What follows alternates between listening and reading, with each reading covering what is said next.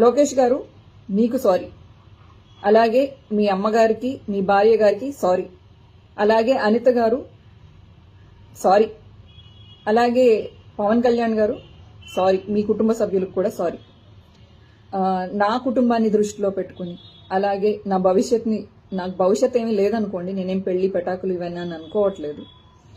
నా వలన నా ఫ్యామిలీకి ఇబ్బంది రాకూడదని చెప్పేసి, అలాగే ఇక నుంచి నా సోషల్ మీడియాలో మీ కుటుంబ సభ్యుల గురించి కానీ ఆ విధంగా ఏ విధమైన తప్పుడుగా రాదు అని చెప్పేసి నేను మీకు హామీ ఇస్తున్నాను. ఈ యుద్ధాన్ని కార్యకర్తలకి మీకు కాకుండా లీడర్స్కి మధ్యలో జరగాలని నేను ఒక సలహా